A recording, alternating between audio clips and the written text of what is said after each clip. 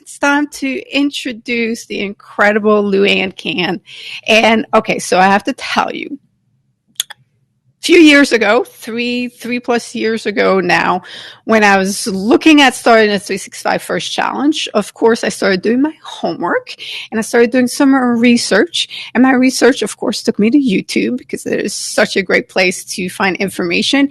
And the first ever presentation TEDx talk that I watched on First Time in Your Experience was Luanne's TEDx talk, which is an incredible talk. So I got inspired by her. I mean, I knew I was, I had been doing First Time in Your Experience already for 8 years. So I already knew, but I'm listening to her speech and it just confirmed everything that I had experienced. And she, I kept her in my mind.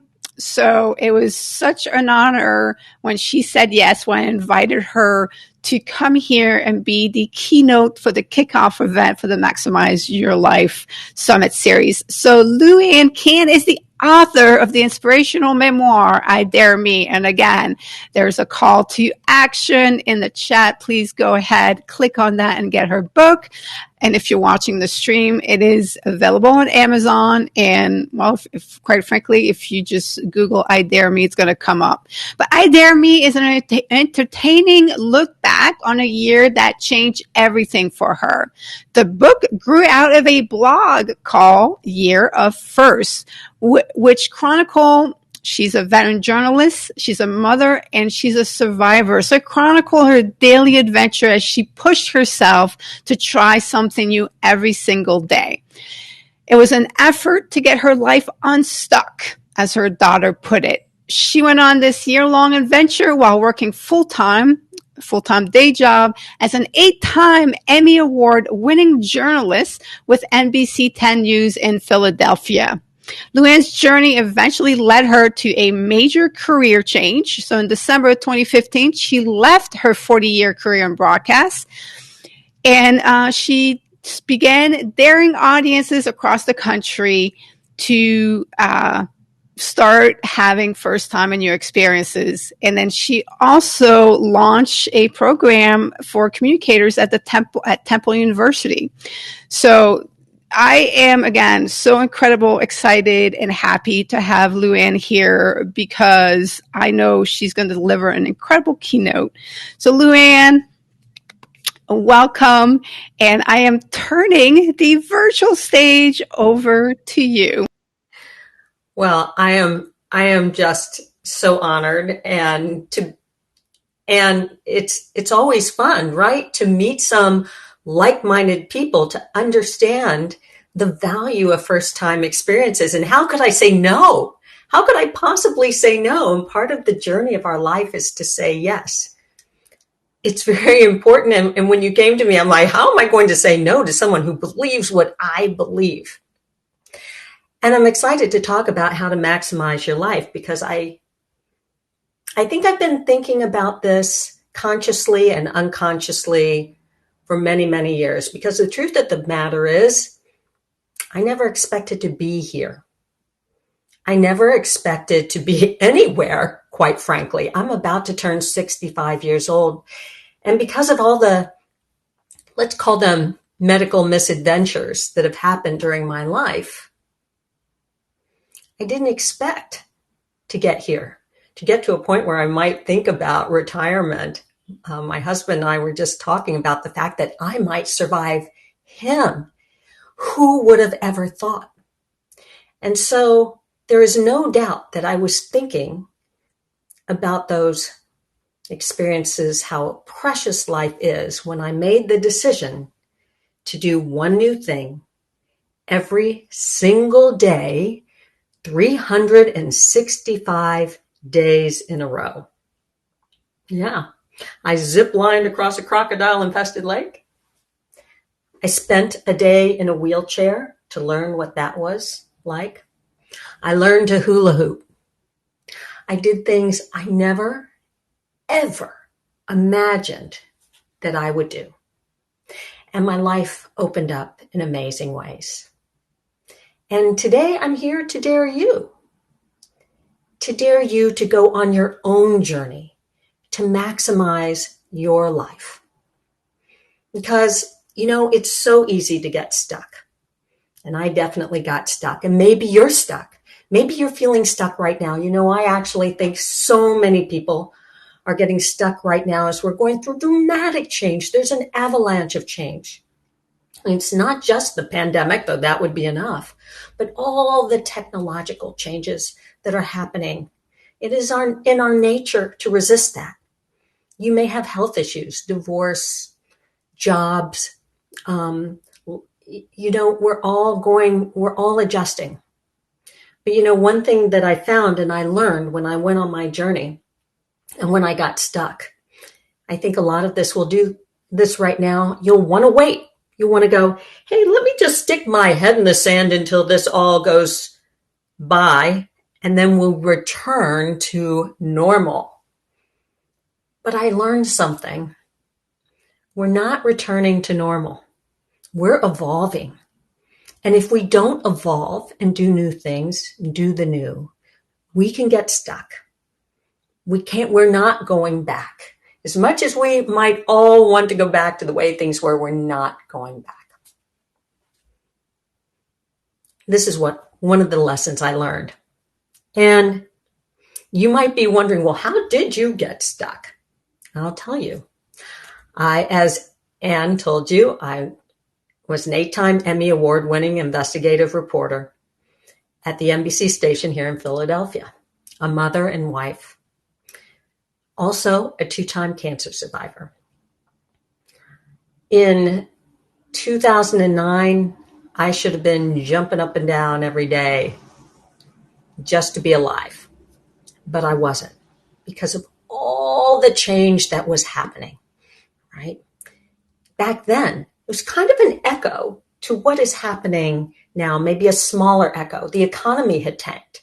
And people were losing their jobs and people were losing their homes, and there was downsizing, right? We didn't have the pandemic, but it was still kind of an earthquake for so many people, and it was for me. I had been in a job that I loved for many, many years, and I jumped up every day to do it. As an investigative reporter, had been a goal for my entire career, and now I was doing it. And I traveled the world, and I had a team of people I worked with. We interviewed presidents and celebrities and uncovered scandal and went anywhere there was a story. And then all of that stopped in 2009 when the economy tanked. And many of my friends lost their jobs. And many of my team were let go. And even though I got to keep my job, I was now being asked to change. And I was furious. I'm like, leave me the heck alone. I'm an 8-time Emmy-winning journalist. Who the heck are you to tell me that I need to change? They were telling me I needed to tweet and Facebook and shoot video and edit video. And I didn't want to. I just thought if I just waited, all this nonsense would stop and we'd go back to the way things were when I was happy. So I got stuck. I refused to learn. I refused to do things differently. Which again, I think a lot of people may find themselves in that position now. I was angry about all my friends who had to leave. My investigative unit was dismantled. And every day I felt angrier and angrier. I felt out of control, sad. And by the end of the year, I was not myself. And, again, I felt a bit of shame because I am a 2-time cancer survivor. In 1991, just as I was turning 35 years old, I felt a vague mass in my right breast. And I went to a doctor who I trusted, who told me that it was nothing. And I walked around with this thing for 6 months while this cancer grew. And it turned out eventually to be an aggressive breast cancer. I was 35. my little girl was little. Oh. I had a mastectomy, chemotherapy, reconstruction, terrified at that point that I wouldn't survive. Obviously, I did. But I was afraid at that time, and I went public back then, before all the pink ribbons, before people were really talking publicly about breast cancer. I went public because I thought, what have I got to lose? I might not make it. And the reason I thought I might not make it is that the year before I had breast cancer, I had my entire large intestine removed for ulcerative colitis, a disease that does run in my family. So by the time I'm 35 years old, I lose 2 major body parts. And then 10 years after that, I got kidney cancer. And I had to have part of my right kidney removed, along with a rib on my right side. And there were quite a few other body parts that they took along the way, right? I am an empty shell of a woman. Who knew you could survive without all these body parts? So here I am, again, 2009. I should be just happy to be alive, and I'm not living my best life. And now my little girl has grown up, and she's gone off to the West Coast, gone to school in LA. She's graduated. At the end of 2009, she comes home and she looks at me and she goes, "What the heck is wrong with you, Mom?" And I told her, and she said, "Shame on you. Shame on you. You're a survivor. You know how precious life is, and you are not living your best life. What are you going to do about it?" And I said to her, "Leave me alone. You don't know, you're a kid. You don't know anything." And she said, "I know you." And she is my only. Her name's Alexa. She says, "I know you, Mom, and you need to do something." And long story short, she convinced me that I needed to do new things every single day and blog about it. Now, by the way, back in 2009, I had no idea what a blog was. And she bugged me and bugged me. She said, "Mom, you're a communicator, you're a writer. This is natural for you. You should be blogging. You should be doing new things." And I resisted, and she would not leave me alone. And finally, I agreed. I agreed to the first step. And the first step, which was my daughter's idea, was to make a list of every simple thing I had never done before, or something I had not done since I was a kid. And I thought, yeah, fine. And again, not a bucket list, but a list of things I had just never done before. So my list in the beginning, and by the way, if you're stuck, this is a powerful first step. A reminder of all the things you have yet to do, right? So I'll tell you some of the things on that list. Buy a lottery ticket. I had never bought a lottery ticket. I wrote down, give hugs to everyone all day. Great idea. Go a day without coffee. Not a great idea if you're a coffee drinker, but I did it. But at the top of my list, and this tells you where I was mentally, was eat dessert all day. Doesn't that sound good? I did it. It was great till about 2 p.m, and I really don't recommend it. But after this list, we realized, okay, if you're really going to go on this journey, you have to start with something big. So here it was, end of December 2009, and we're coming up on New Year's Day. And in our area, and maybe in yours, maybe you're familiar with this, we have an annual polar bear plunge. Now, I'm familiar with this because I'm a news reporter and I see these crazy people running into the freezing cold ocean every year on New Year's Day. And I'm thinking, these people are nuts. But for some reason, my daughter and I decided this is a good first. It should be big, symbolic. And tell you the truth, I don't go into the ocean in the middle of summer, much less the middle of winter. So this was a big dare. This was a big first. We have to drive from Philadelphia to Atlantic City, which is like an hour and a half. And we get down there and I'm in my bathing suit and I have layers of clothes on. And I'm like, yeah, I'm going to do this. And I get down there and then I get down there and I go, it's freezing. I see these crazy people running around on the shore there, getting ready to do this. I'm like, no, I do not want to do this. This is a mistake. This whole idea is a mistake. But there's my daughter. And she is believing in me, right? And by the way, it's great to have a partner, a dare partner, because you need support. You need someone to say, yeah, you can do this. And she was there for me. And she said, Mom, come on. We've driven here. We've planned this out. You got to do this.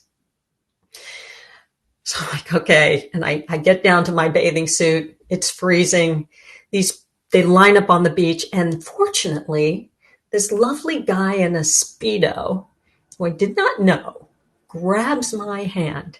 And when the buzzer goes off, when everyone runs, he grabs me and he pulls me into the ocean. And I fall face first into the surf and I suck up a bunch of salt water. And then I see Speedo guy coming back toward me and he is running toward me and he picks me up out of the water and he grabs my hand and we run to the shore and we go, we did it, right? And I have to tell you something.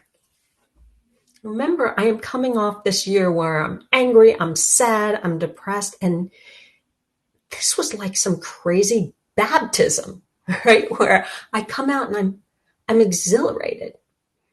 I'm excited. I am alive in a way I hadn't felt in the longest time. And I knew, okay, I need to keep going.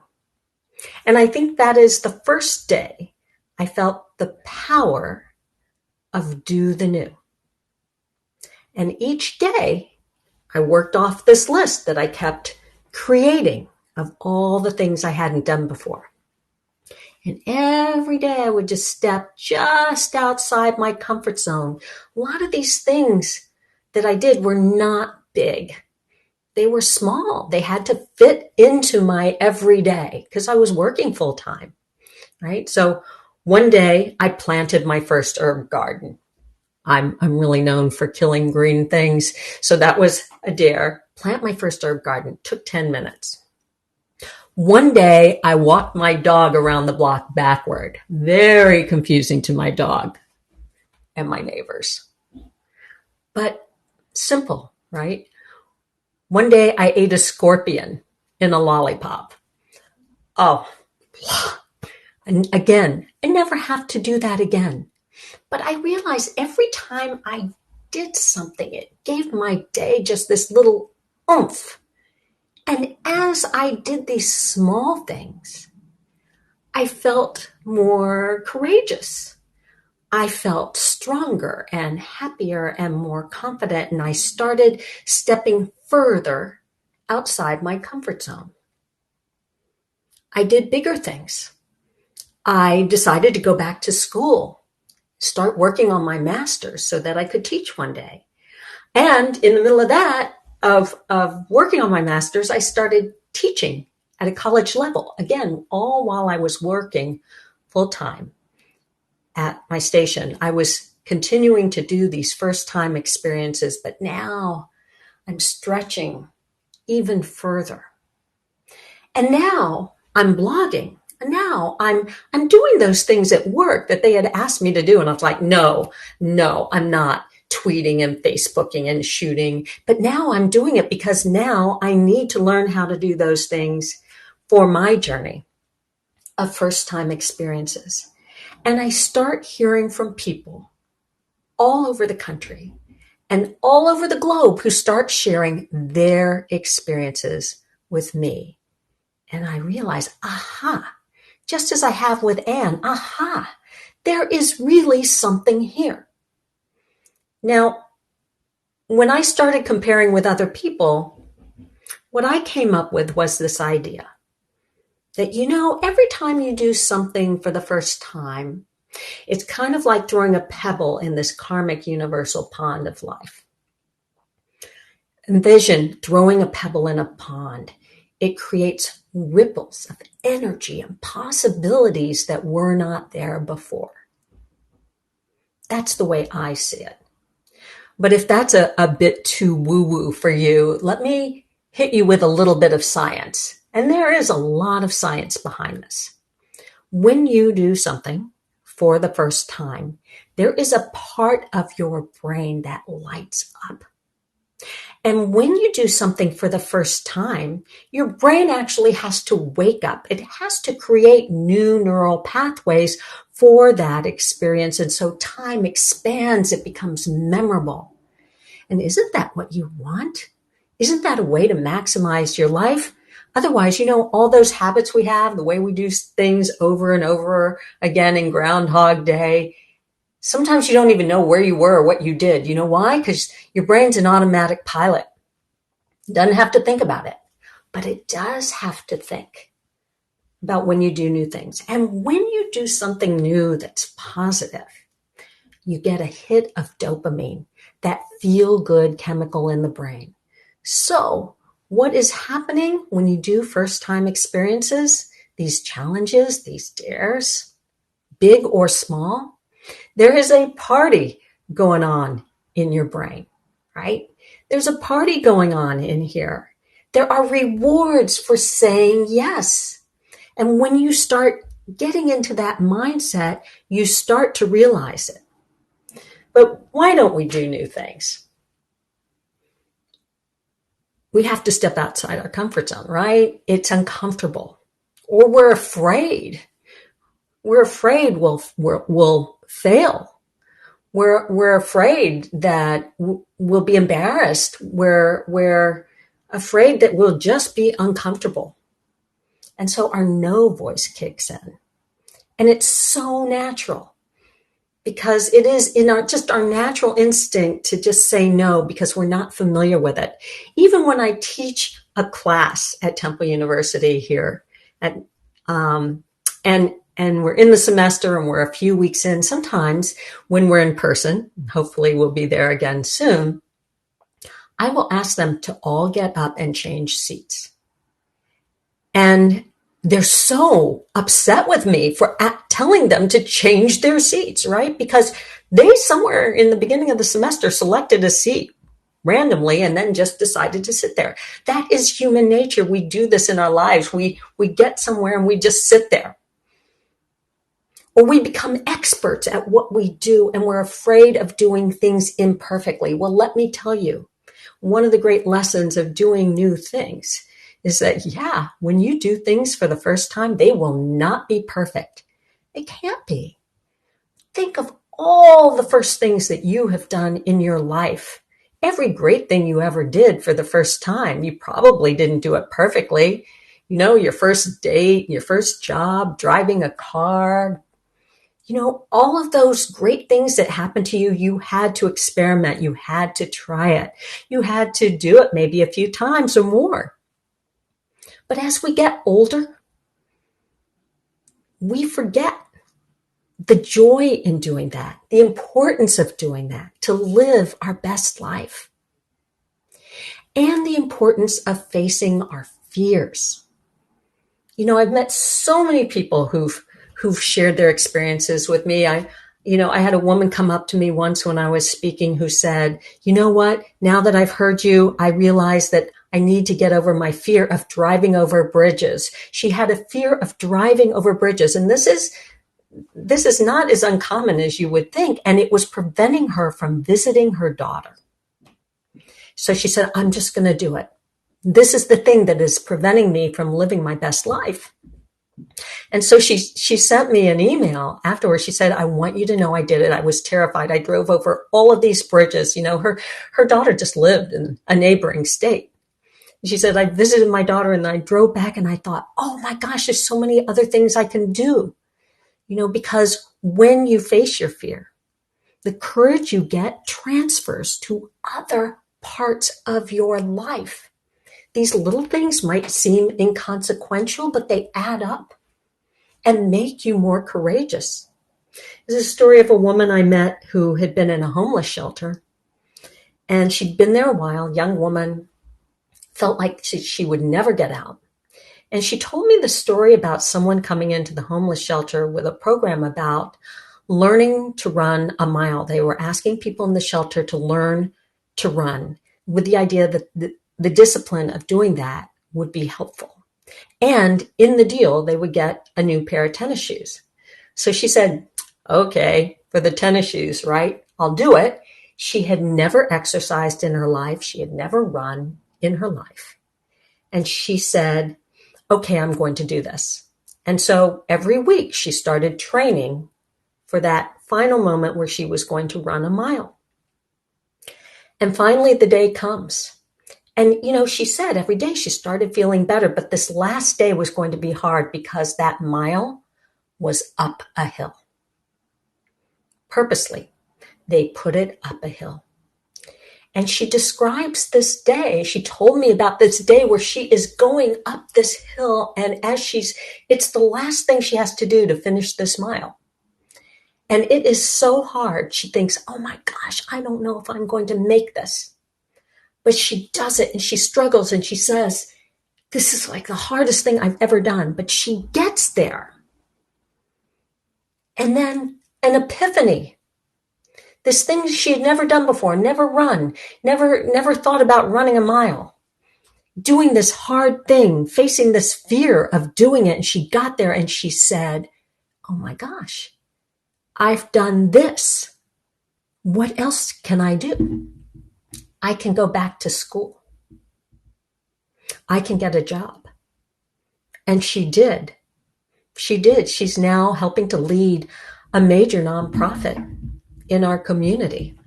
It's an amazing story of what a first-time experience facing a fear can do for you. I will tell you that I never imagined leaving TV news. It was the only thing I had ever done from the time I had graduated college. And, after I did this year of firsts, and I had my book published by Penguin, a major publisher said, oh, you turned this journey into a book, which is so fabulous, right? I stayed. I became a reporter, but a different kind of reporter. And now I was open to all these new technologies and ways of communicating and social media. I wasn't shut down, And in that journey, though, I realized 5 years after that year of firsts, and now I'm always doing first-time experiences, but I realized it was time for a change. I wanted to change. But it was terrifying, right? Because it was the only thing I'd ever done, be a reporter. It felt to me almost like going off a cliff, but I knew from my journey that it was time. It was time to maximize my life, do the next thing, and do the new. And so I left. I left the job that I had had for so many years, a job that I loved, but I went into a new position that I love, where I get to launch the next generation of communicators at Temple University. And I get to dare people like you, folks I haven't met yet, folks I hope I meet in person one day. I get to dare you to go on your own journey. People ask me all the time, right? Well, there's 365 firsts at the back of the book, right? Which was your favorite? And I think people are always surprised, it wasn't I Fly and it wasn't the zip lining or the crazy, some of the crazier, the race car thing, It was a dare that came to me from a friend who said, go talk to a stranger. Go talk to a perfect stranger who looks as different from you as possible and have a life conversation. And so I thought, well, this is going to be easy. How hard can that be? So I went into a park in Philadelphia called Rittenhouse Square. And it's a very eclectic crowd. There's homeless folks, there's multimillionaires there, there's young people, lots of pets and dogs and babies. And I'm walking, right? I'm looking around to see if I can find somebody who will talk to me. And people turned away. It's like, why are you staring at me? They put their head in the... I was looking for someone who looked kind of accessible. And they go, but there was this one person on a bench. He was older than me, graying, an African-American man. So he certainly looked as different from me as possible, right? Which was part of the goal here. And I walked by him a few times, and finally I plopped myself down next to him and I said, nice day we're having. And his face just lit up, which I was so relieved, right? Because you don't know what the reaction is going to be when you sit to talk to a stranger. And I said, do you come here often? And he said, I do. I come here a lot since my wife died. And he told me this incredible story about him and his wife. He loved her. He missed her. They had traveled the world together. They both had their own businesses. Now he's sad and lonely. And so I had to ask, what happened to her? And he said she died of breast cancer. And I was kind of stunned. And at first I didn't know what to say. But finally I just blurted out, I'm a breast cancer survivor. And he looked at me like I was some kind of an angel and said, what made you stop and talk to me today? And I told him about my journey of firsts, of all the first time experiences. And today I was dared to talk to a complete stranger. And, incredibly, he seemed to understand this, And he said, I want to read a poem to you that what my wife left me. And I have this little piece of video on camera. And he said, one of the lines was, don't promise me forever. Love me today. And I have to tell you, I've never seen that man again. I walked through that park so many times looking for him because I wanted to tell him that I wrote about him. I wrote about our interaction, that he had such an influence on me. Sometimes I think he must have been sent to me to remind me that we are all connected. And we don't have forever, right? None of us do. Whether you're a cancer survivor or not, none of us knows. We don't have forever here, guys. We have today to maximize our life. We have today. And today we get to choose. We can go down the road to stuck, do the same things we always do over and over again. Or we can light up our brain with new experiences. We can do the new. And that is my challenge to you. That is my belief. I hope that you will do that in your own life. You don't have to do something new every single day, but we do have to be open to these new ways of doing things. We have to be open to these challenges, because that is how we grow. That is how we learn. That is how we live our best life. I dare you, and I thank you. Oh, man. Luanne, you are so inspirational. And I didn't even, oh, wow, what you have survived, what you have been put through. Double cancer survivor and some other intense surgery. And it's just incredible, though. That's like all of those things, though, are not what triggered. It's time for change. It was change that drove you to change. So let me ask you, do you have some time for some questions? I know I have questions. Sure. I have about 10 minutes, so absolutely open for questions. Does anyone in the chat have some question? Let me check the live stream. On the live stream, there's a little bit of delay, but if you have some questions, if we don't have questions in the chat, I will start. I will go ahead and ask some questions. Yeah. So when you realize, first off, Alexa is incredible as well. She is. She really is. In her own right.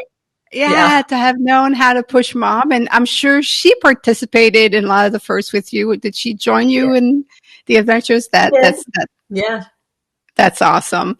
So when you realize that the journey of first is what got you comfortable with the changes that will require you from you at work, like what was that connection like for you? Do you know what I mean? Like to realize, like I was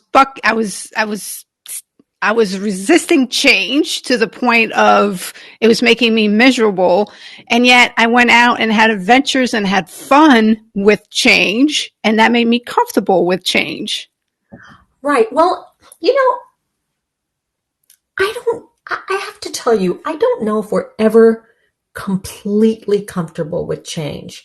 I think, though, that when you have enough new experiences and you understand that there are rewards, again, the rewards of saying yes, and you have enough of them, then you can have a real conversation. I have internal conversations like everybody else with my no voice. And I think the difference maybe between us, people who practice doing new things, is that we're better at going, all right, no voice, be quiet now. Right? Because you're going to prevent me from doing something that might be fantastic. Nothing new happens when you say no. And I was in an exercise class the other day where the trainer said, if you're not challenged, you don't change, right? But it's even last night, I participated in an event with my students. And, we had a speaker and we got into breakout rooms and there were some really high profile people. And I could feel the intimidation of the students. And I was like, oh, I'm going into a breakout room and I might have to I don't know if I'm ready for, all that anticipation every time we're in a situation that we're not familiar with. But the difference that I think I have is that experience that we can draw from. Okay, but I know if I do this, I'm probably going to have a great time. But a lot of us will stay stuck because we don't recognize the no voice. We don't acknowledge what's really going on. We can't, when you're in that stuck place, it's the hardest thing in the world to move. Yeah. Out of it. Tanya. Yeah. Oh, sorry. I would say Tanya kind of laid a new layer on it. And she said, what if the fear of change is attached to the fear of success? What small advances could I make? Yeah, I do think sometimes we fear success. What happens if this works? Whatever it is that you want to do. It's another unknown, right? Success. We're actually much more familiar with failure than we are with success. Sometimes we'd rather stay where we are because we just know it. Even if we're really uncomfortable in that space, at least we know what that is. We don't know what success feels like. We don't know what that unknown thing feels like. And we don't want to take the risk. I think these experiences of doing small things build your confidence toward that and help you understand that it's something you really want. Yeah. You probably really want it. And what's the worst thing that could happen? What is the worst? I often play that scenario. What is the worst thing that could happen? Okay, I fail. I don't like success. I become, people read my book or engage with me the way I mean, what is the worst thing that can happen? And sometimes that helps me kind of like, okay, let's get over it. everything you want. I also like that quote. Everything you want is on the other side of fear. It really is. So we Yeah. get to choose. Yeah, we're going to stay here. We're going to try the success thing. We're going to go for it. I believe that being successful, I believe that you can develop the attributes and the personality traits that you need through having fun. So go be successful at things that you've never done before. Experience success in those things, and then you'll get one. Like Lu Ann keeps saying, you get the dopamine release of the anticipation of doing something new, then of being successful at doing it or having the experience of doing it. Because dopamine really doesn't even care if you're successful at it, just cares that you had the experience and it's something new. And ooh, what is happening? This is, what do I need to know about this? And then you grow your success there, and then being success becomes a lot more easier, a lot simpler in other areas in your life. So, instead of biting off this thing, go bite something else off that is related to the same thing. I keep bubbles here as a reminder to play. Play is a great way to, if you don't know where to start on this journey of doing new things, play anything that you haven't done since you were a kid. I think play is really important, being creative, getting a little success in something or doing things where it doesn't matter if you're good or not. It just doesn't matter. Just go play. Yeah. All right, Luanne, before I let you go, how can people get in touch with you? Oh, easy. You can go to my website, luanncahn.com. You can email me at luanncahn, LUANNCAHN. Oh, I guess I could put it in the chat, huh? Oh, actually, yes, we can. Look, see? Look. And Luanne, I apologize and thank you for not putting me on the spot, but I've been saying your last name incorrectly. Oh, it's pretty common. That happens all the time, so it's really okay. Here, let me see, Luanne at luanncahn.com. And I answer all my emails. I love talking to folks who are trying to do new things. I'd love to talk to you. I'd like to know about your experiences. Read the book, see what you think. Let me know about your journey. That's always so exciting to me to hear from other folks who've, taken it and done their own thing. Yeah. Well, you and I are not done collaborating together. No. That is for sure. Spirits, my friend. Yes, we are kindred spirits, and I'm glad that you found me. Yeah, so as you were talking, I was like, it's check. Everything I have, God, everything that I have the same experience. We haven't done the same first times, but how it impacted us and, where it led us in life is exactly the same. So we can both tell you this is what will happen to you too. Yeah, it means, and again, the fact that you and I have experienced this, that so many other people have experienced this, it's not unique to us. You can do it. Anyone can do this. Anyone. All right. Incredible and amazing. All right, Luanne, thank you. Have an awesome rest of your day and a splendid weekend. And thank you to everyone who joined us and watched the live stream and who, the video is going to be available afterwards. So if you're watching it now, reach out to Luanne. Go ahead and stay on top of what's happening with the Maximize Your Life Summit series. And know that this is a community. We're working on building this community and this movement of people that are going to embrace, do the new, the 365 First Challenge. And as you do new things, use our hashtags. Let us know. Let us connect with you so we can support and encourage you to continue on your journey of first time and new experiences. All right, everyone. Have an amazing Friday and weekend.